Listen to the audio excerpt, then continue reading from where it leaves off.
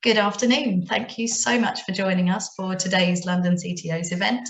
Let me introduce myself for those of you who don't know me. My name is Abby. I work with Barry Cranford, who's the founder of London CTOs. That's just one of the now 15, I believe, different tech communities that is run by RecWorks. We are a tech recruitment company with a massive, massive difference. So as a company, we believe that recruitment really can be a force for good in the industry beyond just placing people in jobs. We have a particular focus on learning, mentoring, and personal development. If people want to learn and others want to teach, we are happy to connect you through our communities and events. We see this as giving back to those we've worked with in the past, but also paying it forward to those we hope to work with in the future. To date, we have run over 700 events for engineers and developers, students, graduates, CTOs like yourselves. We have run conferences, lightning talks, hackathons, all sorts. Earlier this year, we made our 4,000th introduction through our Meet a Mentor program, and we're really excited to hit 5,000 introductions through there. As I've already said, we love to give opportunities for people to connect, and this event is part of that.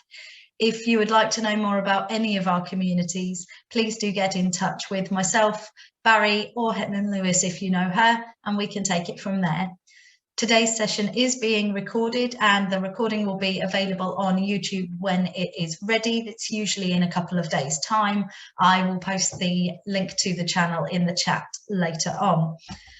Excuse me. So today we have obviously our roundtable, and as I've said, it's great to see so many of you here, so thank you for joining us. I have had a few questions submitted, and please do feel free to chip in. If you have any questions as we go through the event, please feel free to unmute and ask them, and likewise feel free to chip in the conversation and keep it going. I am merely here as a facilitator, so this how to develop a technical vision session is up to you guys. So the first question that has been raised that I've been asked to ask is, can anyone, any of you, give us some insight into what it means for you to be a CTO? What does that look like for you?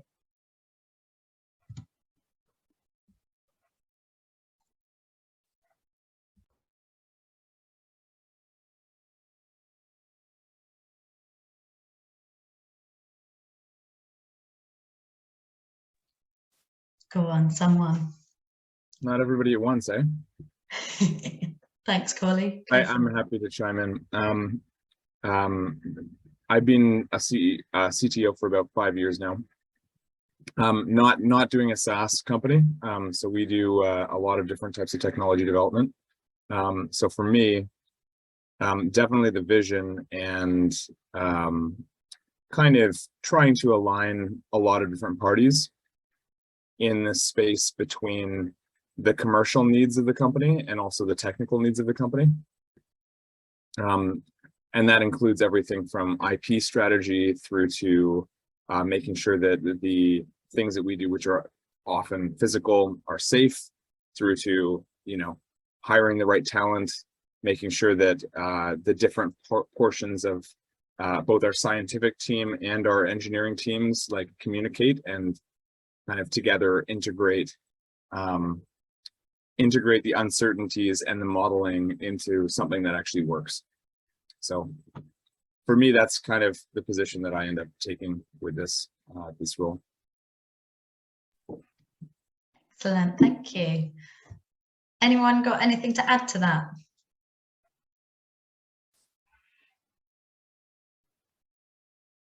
Or something different? Yeah, hi everyone. New to this group, Mikko. I've been at Edumi now for 3 years as a CTO. We're a growing software as a service company, providing training tools for various kinds of companies, among others, on-demand industries. So Uber, Deliveroo, those kinds of companies might train their workforce through our tools. And I think in that kind of setup, one thing that stands out is really the close collaboration with the product side of organizations. So really, I work very closely with our head of product, and we really want to see the engineering and product as one department, of course, with functional leadership for different parts, but making sure we're 100% aligned on how we want to work and what we work on that level. I would say is a big thing for us. I think the environment is a bit simpler than what we just heard about, because in a digital SaaS product, you don't have to consider all of the physical safety aspects and such that came up in the previous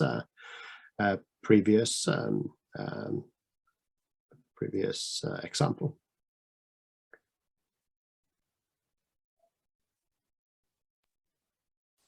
Great. Anyone else got any further thoughts to share on what it looks like for you to be a CTO?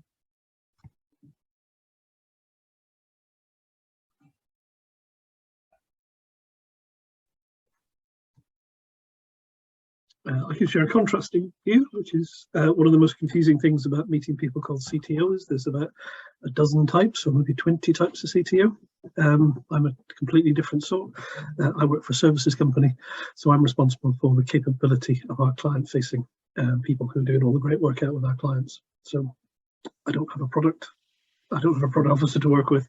Instead, I manage what you might call our chief engineers. So our head of development, our head of test, our head of architecture, our head of creative. There's 15 of them in all. We have 15 professional disciplines and capabilities. And so I manage that team. And we try and drive capability growth in our workforce, along with some other things like open source and innovation. Excellent. So there's a variety of people here. That's really exciting to know. Thank you, Ian, for sharing that with us. Actually, I believe this has been sort of touched on. So Cawley mentioned about as a CTO, part of your role could be to stay in line with the company's vision and obviously help your team work towards that vision as well. Does anybody have anything that's worked for you or anything that didn't work for you? You communicate your company's vision and keep your team on board with that.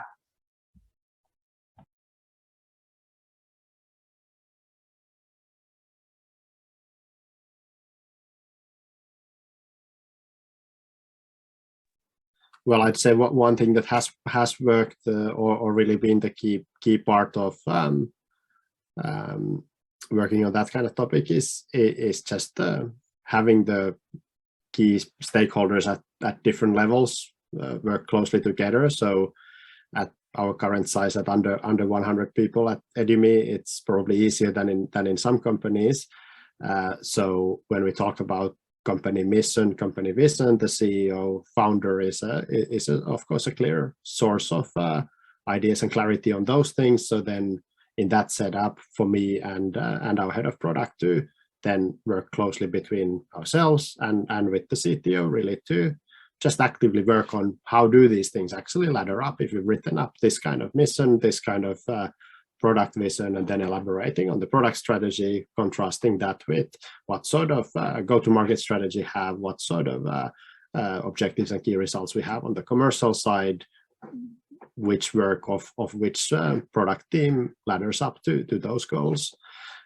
So I think we're in the fortunate position that it's quite easy to connect the right people, and then it's from there really about spending some effort also on elaborating those questions, double checking. It looks like we're sort of aligned. Are we actually aligned? What does it mean? Does it mean we prioritize this part of our go-to-market strategy or that part?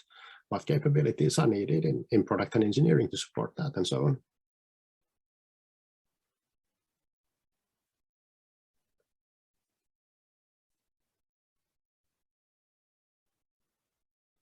Yeah, Mikko and team, I'm kind of curious, to what extent do you guys feel like the technical function or like the CTO is responsible for kind of setting setting some of the vision for where the actual product is going, rather than where like the infrastructure for that product is going, for example? I think it's hard to claim sort of a massive share of it. Let's say if I would claim to own more than 50% of it, I think I might be stepping on Milos's toes, our head of product. But really, I think technology, at least in this kind of a business, like technology is a key enabler for innovation. So I think technology shouldn't be just about how much does this cost, is this possible for us, but more about the kind of stuff that many modern product leaders talk about a lot, like what is it that's just now becoming possible due to technology, new technology, and making that connection, like you said, between business needs, end users needs, and maybe buyers needs as well, and then what's now possible with technology. I think that connection, I think it's best viewed as a dialogue, but yeah, I would say definitely I at least would view technology's role as more than just the infrastructure in that picture. How about you? How do you see it? Well, it's a bit different for my company because like we kind of have like R&D. Our company is doing R&D because we're bringing a novel plant protein ingredient to market. So it's like everything from, you know, genetic work through to crop production, automation, data platform, as well as like the extraction processes for like yielding compounds out of that plant. So it's like very different from, I think, I'm sure what most people do, but for us, because we're kind of constrained by trying to create this one ingredient from this thing. Like we have a clear market, we have a clear desire at that point, and we're a little bit pre-sales at the moment, even though, you know, it's a long journey to get here. Kind of the technical, or like the R&D function of our company is kind of this. I would say we do the majority of the directing, because it's a technical challenge that we have, like in a similar way to, you know, trying to come up with a new power supply for a group of people. But I'm sure that I don't know, what do you guys think? Like, is it very different? It's probably very different in a SaaS company, I can imagine, or in a software oriented development company. Yeah, I guess like some of the divisions that you talk about in terms of like having the science part and having then other types of engineering, that doesn't really exist in our world. We're not trying to do very much science. Like, of course, we have people who are curious about science as well, but it's mostly we're not inventing completely new things. We're just applying things in hopefully new and useful ways.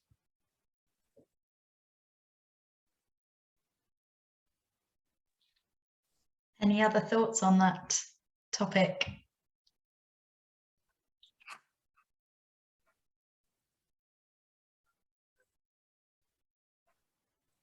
I would take that as a no. Okay. So I did touch on this anyway in my previous question, but I'm going to throw it out there. Have you ever had any challenges when trying to communicate the vision? Has anybody ever said to you, I don't get why we're doing this, what sense does that make? And you've had to obviously work through that in order for your colleagues, your team, to be able to move forward in the vision with you.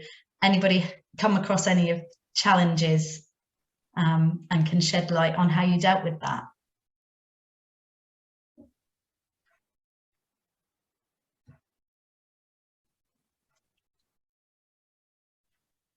Go on, we're not scary, really.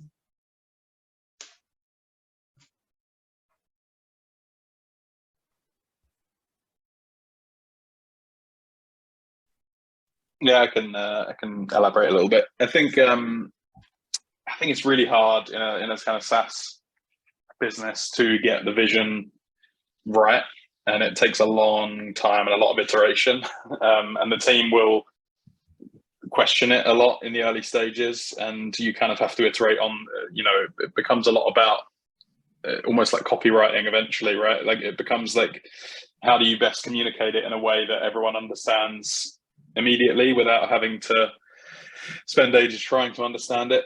And it's just like it's almost like this, same as like brand messaging in the early stages, where you're iterating on your brand, trying to get it right. It's just internal branding, really, right? In order for the team to kind of fall in and be able to just make decisions quickly and easily based on that vision without having to think too much about it, which is kind of the goal that you want, I suppose. And I think I guess that's more like company and product vision, but it is a similar challenge in technical. I think the advice I've had is just repeat. You just have to repeat it over and over again, like dozens of times every day. You know, repeat it in every way that you can. That you bring it back to the vision, whether it's a technical vision or a product vision or a company vision. If you want your engineering team to make decisions instinctually based on that vision, like when they're approaching a technical problem or reviewing someone else's code, and they're like, are we trying to take a bit of a shortcut here, or should we be putting more time into this kind of particular area of the code? They should be able to go back to that vision and kind of be like, okay, this is probably the best step that we can take in order to move towards that goal in the long term, quite quickly and easily. So it just takes a lot of iteration and getting feedback on it and making it simpler and simpler and simpler and simpler until everyone just knows it, I think. Like, to what extent do you have to, for your technical vision, how much are you having to kind of communicate that to the non-technical portions of your company versus like the technical portion? Yeah, that's a really good question. I'm sure other people will be able to chip in as well. I think for us, my previous company, we were relatively small, and I think we had like a Rails monolith, right? And I think that kind of technical vision and sticking to like simpler, safer tech had trade-offs. So I think when you have to communicate there is the trade-offs, I suppose, to the sales team and the marketing team and the customer success team, particularly customer success, or I guess people that are dealing with the end result of your technical decisions, like the customers. So if something is a bit slow, or that something that, a new feature seems really simple but is going to take a little while to build because of technical choices that you've made, or a longer term technical vision, then it's like, remember, we're sticking to the reason we've made this decision is because it will give us these results in the longer term. So there are some trade-offs in the shorter term. And I think, coming back to that vision and the reasons why can help people to be a little less frustrated at maybe short-term issues. Yeah, I think the extent of that communication outside of tech, it depends on how much impact something has. Like if it has an impact on those things you mentioned, or on cost, then it often needs more discussion. Whereas if there's things that are more about, like, in the end, everything affects the world outside of tech, of course. Like at the very least, it impacts your own organization's productivity, which will long term affect a lot of things. But if it's through that indirect route, then there's probably less discussion. Whereas if it's more about, are we able to cut our costs by a third because we keep growing and want to limit how much costs grow, that sort of thing obviously surfaces to most stakeholders. Similarly, if there's different stakeholders in a business who keep finding nice tools that they think will give them quick, easy wins, whether they're sort of marketing automation tech or some other stuff like that, then should it be that doesn't fit into your vision, then you're definitely in a discussion after that. So yeah, I would say it depends a lot. But I think you make a good point that often you do have to sort of get feedback and iterate and try to sell the important aspects of your technical vision internally quite a lot as well. And I think as a team evolves, that challenge changes, I think, quite a lot. Like when I first joined 3 years ago, we had a very small team, like basically just one development team, and it was pretty obvious that for that setup, this kind of similar to what you described, like a very simple kind of conservative setup is a very good fit, and it was kind of quite easy for me to say, no, we shouldn't copy solutions from companies that have thousands of employees. They have different teams to take care of different things, more specialized, and we do our own thing. Let's minimize the need for that type of work rather than try to do site reliability engineering the way Google does it, or something like that. We're still not thousands of people. We're 40 people in product and engineering, but by having multiple teams, some of those answers I was giving 3 years ago, they would be very bad answers right now. We do still already have a need to split work into different domains owned by different teams. And now, if I would think that the same vision is right, I would need to at least justify it in a different way at this stage.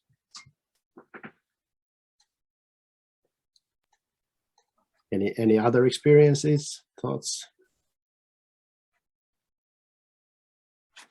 There's something in chat as well, wasn't there? I was just going to say, yeah, Stephen made a great point in the chat that the vision is impacted by how your team can deal with adversity. So it's okay to fail, because as long as you can move forward and learn from your failures or mistakes made along the way. I think you guys have said, obviously, you know, if you're trying to encourage your team to go for the vision, it's about repetition, it's about holding on to the vision, and like you say, whatever work you're doing, just seeing if it's a big of big impact, you need to make sure it aligns with your vision, and if not, how do you then obviously move it or adjust it to make sure that it does align with your vision and encourage your team to continue in that same vein. Yeah, that's fascinating, isn't it? I love it. I'm kind of curious, guys, or folks, what kind of dimensions you guys would define a vision around for the work that you do. So like for us, for example, we have to make some types of architectural decisions that will have like a lot of impact in terms of what we have to research going forward, or where we have to apply our efforts. They might have implications in terms of like which geographies or which markets we would be able to serve, things like this. But I'd imagine it's, you know, yeah, I'm just curious about what kind of like aspects or dimensions make up a vision for you when you're forming a vision for your company's technology.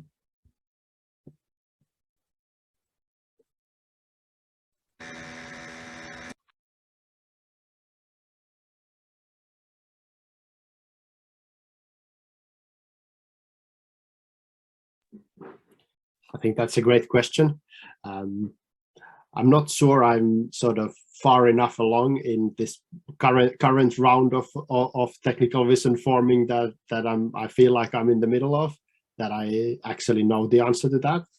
So I think there's some parts that are sort of quite clear that they somehow relate to the vision, like where are we hosting things? Why? What level of components do we prefer to use? Like, do we want to own everything from infrastructure up for some reason? Are we geographically very distributed?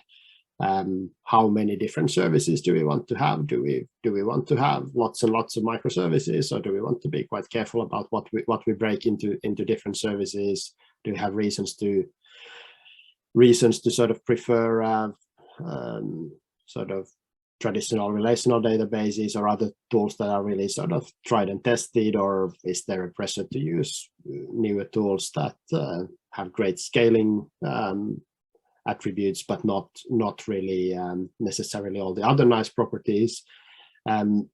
But I don't think those will be at the center of my vision. I think that the things that will be at the center of my vision will go a bit more back into sort of what the company is doing, what are we trying to achieve. So it's almost like a translation of the product or business vision back into, okay, what does that mean? What are the key capabilities? Who's going to own them? Is it our infrastructure team? Is it this product squad here that actually owns this architecturally significant component? I'm expecting that those are the things I'll be talking a lot more about, and then it's more like, okay, what does this imply for this sort of cloud strategy type topics and so on? But yeah, this is, I think, a super interesting question. What sort of experiences have you had in other situations? What have you emphasized or had to emphasize?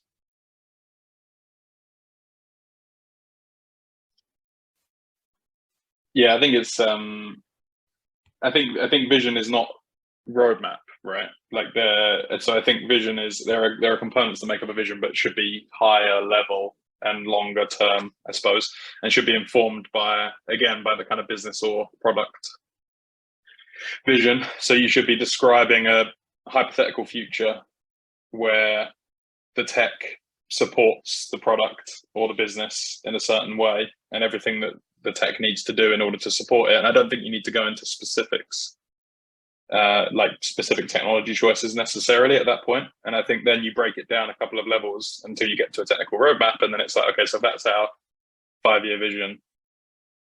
What do we need to do? And the further out you go, the looser it is, right? But you eventually get down to a roadmap for the next 6 months or 3 months that is step 1 out of 10 to get you to that vision in 5 years. But that can be, I think, all the different kind of categories or points that go into that vision depend on, are all the kind of different technology choices you're making, and structural changes, and team structure, like anything that really is the way that you operate the business or the tech. But the vision itself, I think, can be quite high level and long term, and then there's a couple of levels below that you break it down further into once you've established the very long term goals.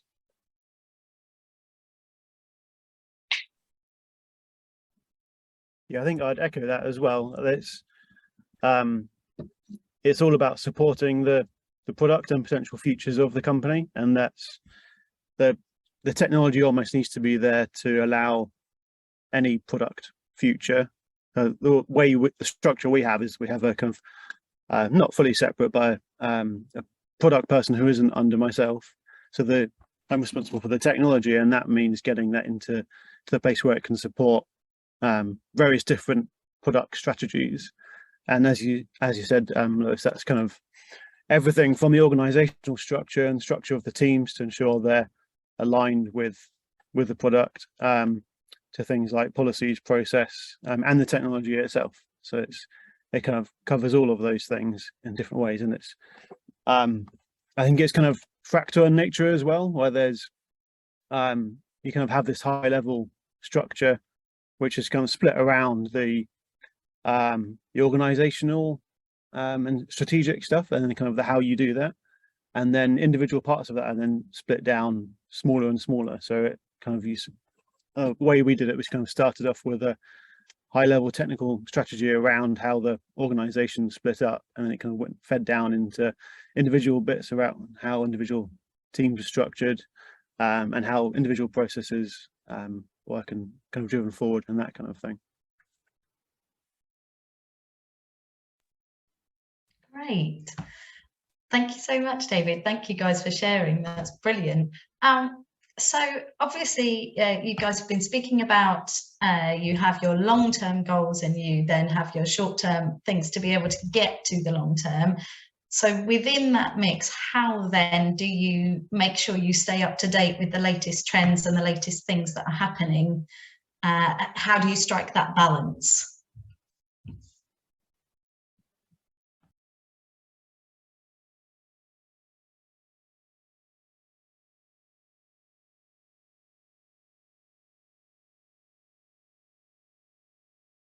So it's kind of like a question about what criteria would trigger you to change your vision, or at what points do you update it, and maybe how? Yeah, I think so. But also, if there's obviously something new happening in the tech side of things, how do you incorporate that and it still work for your vision? How do you decide which new tricks work best for the tech side, but also without, for want of a better term, without being untrue to what your mission as a company is? Like, where does that balance fall? Do you go for every new trend that's out there on the market and get all of them in, or do you just pick and choose certain things so that you can still stay true to your vision, but also be up to date tech-wise?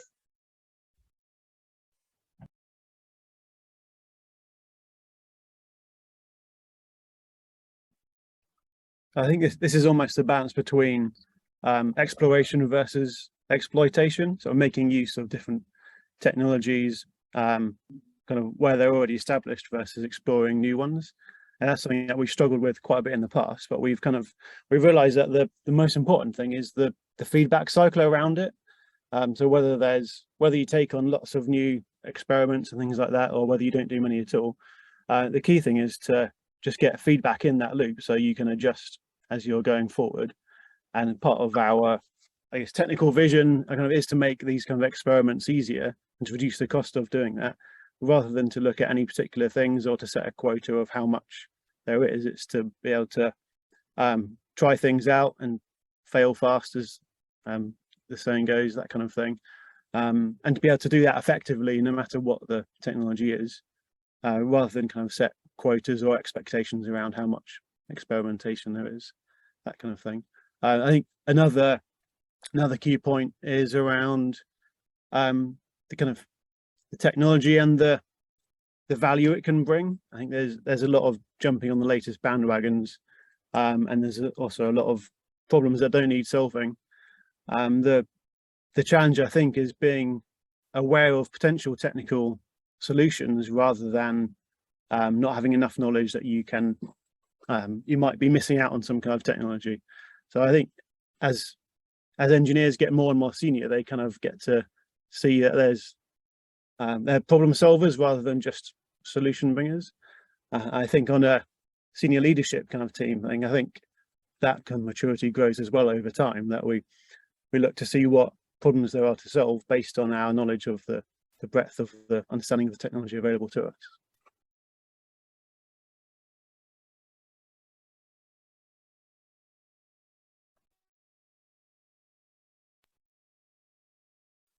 Any other thoughts on that?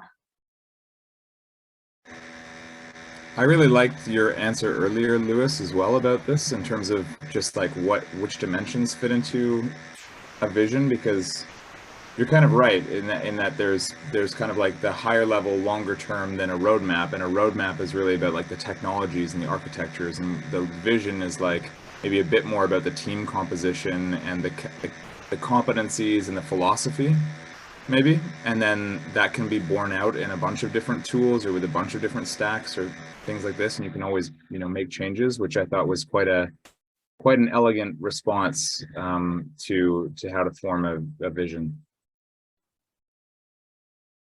Thanks. Yeah. I think really, unless there's like quite a big shift in technology available, the vision won't often change, even if it is a few years out. Like, I think that because the vision, it should be like a little higher level than a new way to do the kind of same thing that might appear from one of the big cloud providers or another kind of startup or someone providing new ways to build on your infrastructure.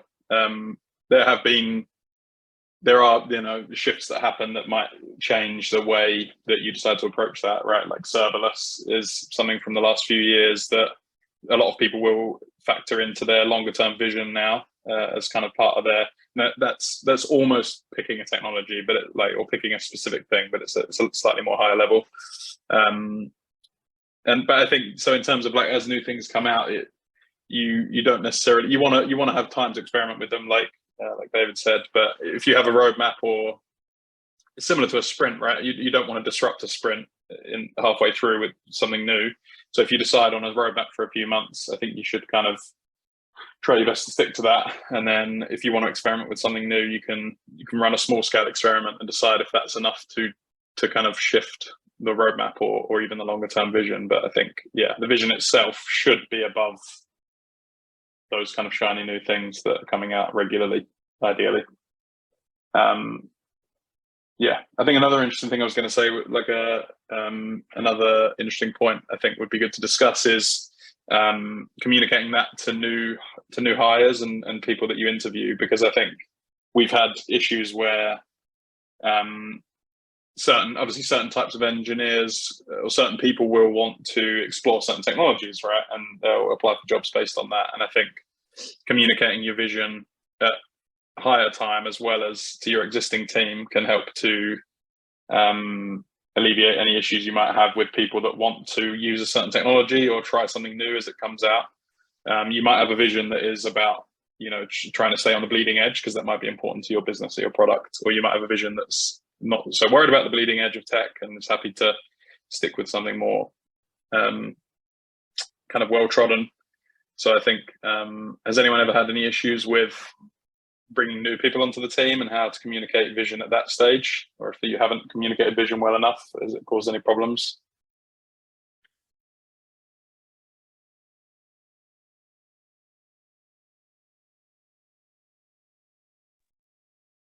Well, I think it's hard to say how much of a difference a different vision would have made, but I think I can definitely think of a couple of situations from my career, one from my current role and one from a different environment, where a new hire clearly was sort of expecting more change in the technology landscape than what we were willing to consider, and things didn't turn out to be a great fit.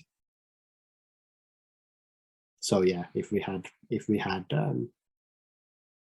been more vocal about, well, not even like the vision, but more about what is an experiment and what is something we're ready to flip over to fully, then maybe that person would have had more realistic expectations, or maybe they wouldn't have joined. I don't know, but yeah, I agree.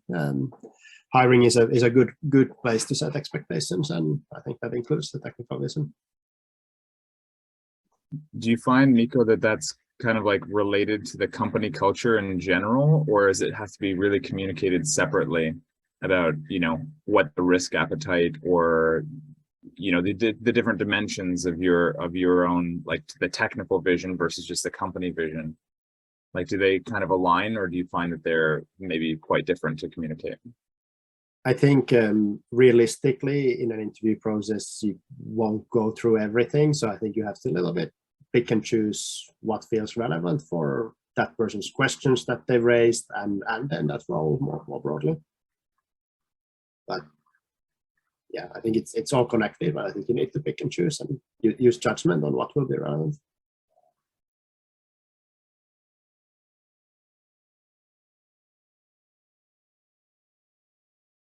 Because I don't know how much time you would allocate for this kind of communicating about the company to a candidate in an interview process. Is it, I don't know, half an hour maybe between different interviews?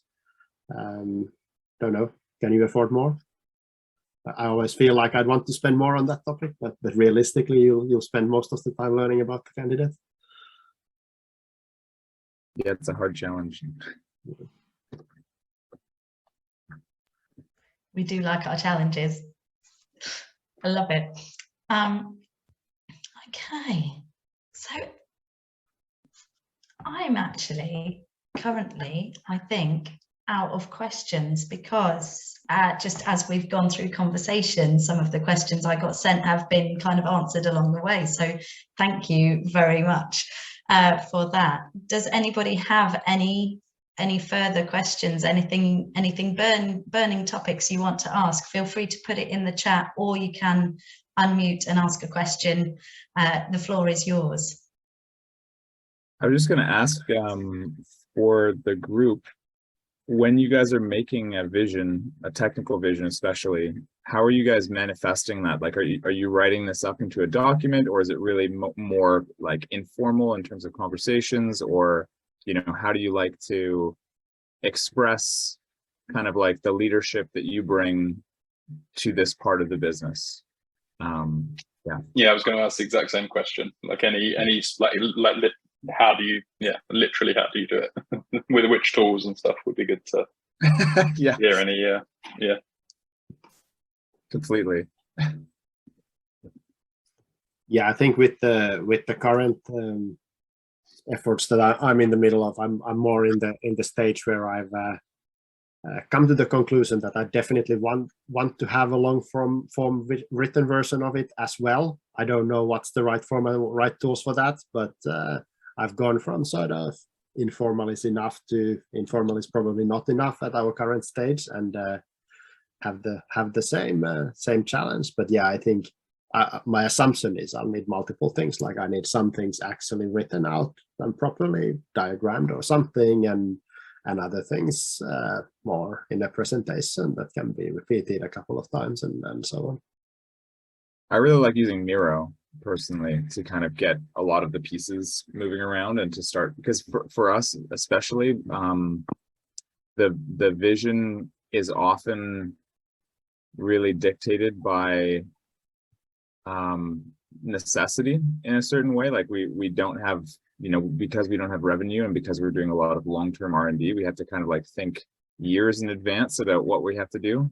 And kind of like, if we want to, for example, get more involved in the genetic side of the work, that means that we have to build like a high throughput, genomic screening system, which means that it's like just a whole direction for the company that you have to kind of decide, all right, are we going to try and do this? Or are we going to hope that some other company emerges who will do this for us? Or do we do this through a partnership?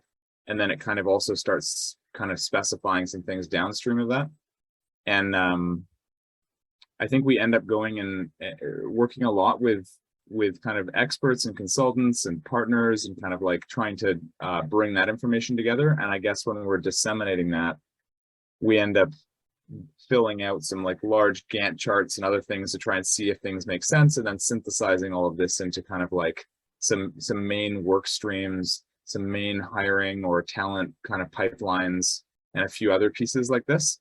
And usually trying to put that kind of like with consistent color coding and consistent stylization in like one kind of like flow usually helps to communicate it, because then people can see. I find it quite important to kind of show, how we arrived at the thinking about what the vision is, because it's kind of like, it is really hard to communicate the technical depth that we've gone to consider the actual options. And for somebody who's non-technical, it's like they're just gonna be asking you a million nonsensical questions, or questions that like are good questions, but you've obviously gone through that already, because they don't know where the boundaries are or where the lines are. So I find that like going through that and being like, all right, cool, we spoke to these 3 or 6 different experts that invented this one field and that did this other thing, and like, basically there's some integration with the unit economic model for the company, and there's some integration with, the hiring needs and the cash flows and these other parts. And then it kind of like, all right, based on these and these 3 or 5 assumptions that we have here, it seems like this is kind of the route. Anyway, I've talked too much, but that's kind of how we approach it. And then sometimes we'll do that into a presentation for the board of directors in like, PowerPoint or slides or something like that. And then we'll often kind of like synthesize it even further into kind of like an update email for investors or for something like this. And that's maybe, the different levels of resolution for the different kind of audiences that we might be kind of running through the vision with. Yeah, I think I'll be using Miro as well. But interestingly, whenever a new team member in our team ad hoc has a similar need to communicate something but isn't in the sort of loop of existing Miro users who would be used to doing this, they always pick up a different tool. They always pick up Whimsical or FigJam or something else for some reason.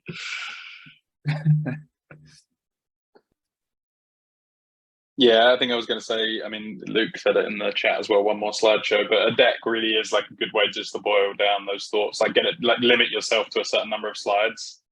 And just, if you can't, communicate it, at least for the high level stakeholders, like you said, there's different levels of resolution, but the high level resolution should be like 3 or 5 slides, or just a few slides that you can get people to comment on and iterate on. And then in terms of getting people to comment and getting feedback and stuff, and my previous company was built on Coda, which is like, a Notion, it's like a Notion type tool. I think any of those kinds of all-in-one doc tools are a really good way to go about getting something together. If you create a project doc, you can have like the intro and the high level at the beginning, and you can have that broken down in research. You can put tables and sheets in there that do maths, and like you can kind of have everything all in one place, and people can explore as deeply as they like. But you can stick to like a kind of simple high level, almost like a deck right at the top, and then have it broken down into more sections and more sections, where that's much harder to do with a traditional like Google Doc or something similar. So I think try out Notion or Coda if you haven't, in terms of like writing up your thoughts, can be really good. Hi guys, I'm new to the conversation, but I do have a question. Have you ever found that just communicating things through docs and slideshows, that sort of one-way top-down communication, have you ever found that it fails? Because I've tried a fair bit of that, but I feel like the best way almost to get something across is to keep sort of leading by example, saying, look, I'm doing this thing because this is the vision, sort of constantly looping back, trying to get that across. I'm making these decisions because of the vision. Now it's quite a resource intensive way of doing things, but for me it's sort of the only thing that I found actually worked consistently. Thoughts? Are you bringing the team into the vision forming process? Like, how much are you engaging people? Because I find that getting their buy-in, you obviously, it's like you align everybody and then you have the meeting to tell them what you aligned on, but everybody's already in agreement before you get there. You have to kind of do the pre-work a little bit. No, you're absolutely right. I think that's the best way to do it. Get the buy-in up front. No, in the experience I'm talking about now, absolutely not. The buy-in was afterwards, and it's always harder, of course. But I like what you're saying. That's definitely the way I'm thinking about things these days. Yeah. You want it to be their idea, right? Yeah. As much like for everybody's idea, really. And then the slideshow and the docs and stuff is more of a summary, I suppose, of what people are already bought into. Yeah, that makes sense.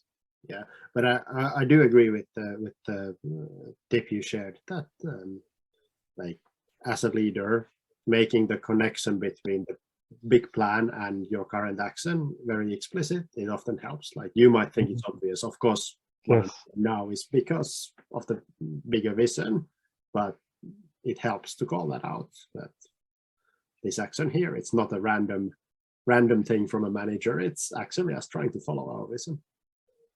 Yeah, no, I completely agree as well, Ruben. I think that's a really powerful to always kind of like make moments of highlighting things like company culture as well is really important. And certainly the vision is, yeah, I agree. Yeah, I think if you have times where you can highlight other people, what other people have done well as well, that kind of works towards that vision, whether that's like an all hands or a, your kind of retros or any of those kinds of meetings. And then you can also, boil it down to individual goals for people and OKRs and stuff like that as well, so that it's reflected back through. But I think, yeah, leading by example and highlighting those intentional decisions is really good. But yeah, the doc is definitely. Yeah, sorry, you go. I think retros, like you just mentioned, is probably a perfect time because that's a ton of reflection and a feedback loop. So that's really good. Yeah. Do any of you guys, here's another question, like related to this format question. Do any of you guys get your team or, especially some of like the team leads or other people to write a blog post or something like that, or to engage in like thought leadership around the vision in order for them to kind of like internalize it more?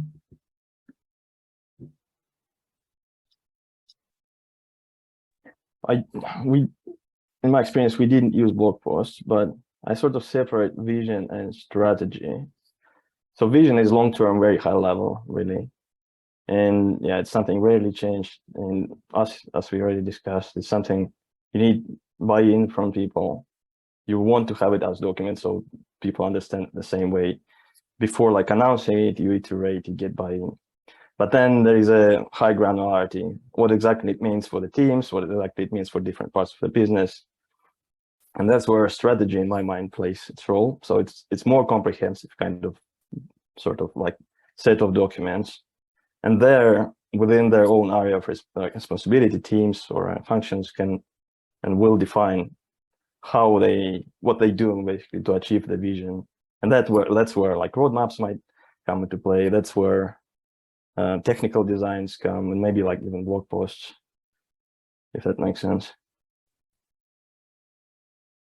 Yeah, I think that makes sense. I think it can also be just a good way to, like Amazon does the PR FAQ thing, right? Where they'll write the press release and a set of FAQs around the press release to kick off a project. And I think it can be useful for projects, but also for something like vision. If you really want to imagine how your vision, like you've achieved your vision, what does that mean? And is it actually, you can almost write the announcement that, 5 years down the line, imagine you're writing the announcement that you've done this thing, and that can help to be like, okay, has it had the results that we would want, and can help to kind of communicate it, I think.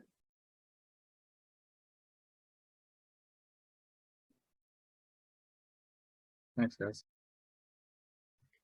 Yeah, brilliant. Thank you so much. So effectively, when you have a vision and you know what that is, you need to write it down, but also live it out effectively, don't you? Live it out and like you say, praise where your team have been living it out, and highlight those moments. And obviously that helps to encourage them then to pursue the vision as well. But it's good. I agree with you, Lewis, when you said about having things on Notion. That's something that we use at RecWorks, actually. I find it really helpful for myself because I have everything I need in one space, and I can go, like you say, as in-depth or not as I need to for each project that I'm working on, depending on what I actually need to know. It might just be I need to know that first page, or I might need to go into the sub pages within that, and it's really easy to navigate and work out what I'm doing where, and add my comments into it as well.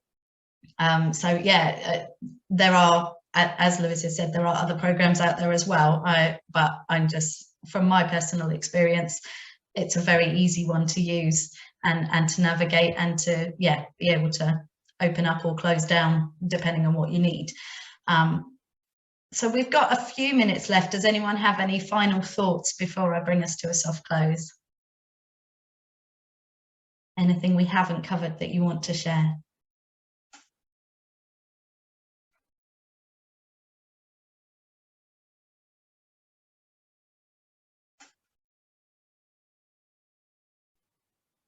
I guess, Andre, I was just going to ask you about this distinction that we're kind of drawing between vision, strategy, and then roadmap. And I guess, it kind of goes in that order. So you have your vision, where do we want to get to from a technological perspective for the company?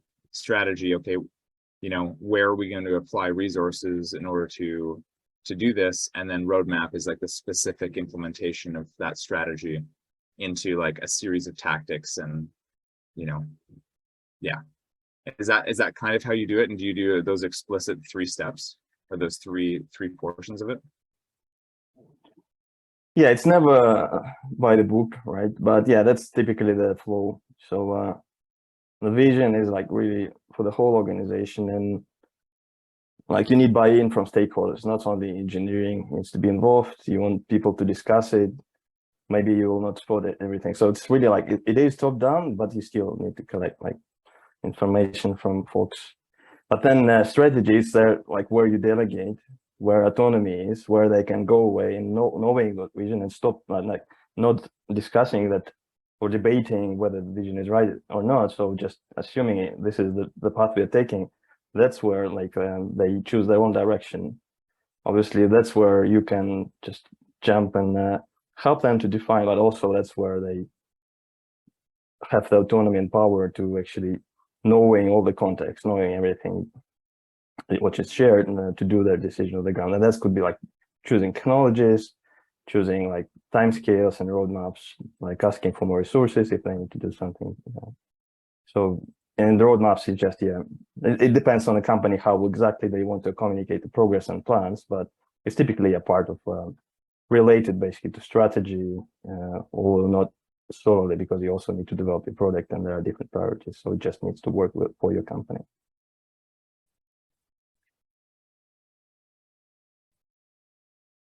Thanks. Very helpful. Yeah, excellent. I've really loved hearing all of your thoughts today. Thank you so much, everyone, for coming and joining us. for this afternoon's session, and thank you everybody who's chipped in, whether through the chat or vocally over your mics. It's been really interesting to hear what you've said. There's a few things coming up in the chat just with some links,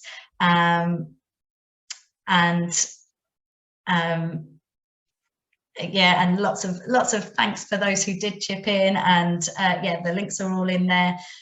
If you do want the recording of today's session, it will be available, as I said at the start, it will be available on YouTube in the next few days. I will just put the link in the chat for you all, so you've got that. That is our London CTOs YouTube channel, so bookmark it, and then anytime if you miss a session or you just want to have a rewatch of something or remind yourself of anything, it's all on there. Usually within a few days of the event, the videos will be up there. So again, thank you so much everybody for coming and participating today. It's been really great to see you all, and I look forward to seeing you all at the next CTOs event. I hope you have a great rest of your day and week, and we'll see you all soon. Take care. Thanks. Thanks, everyone.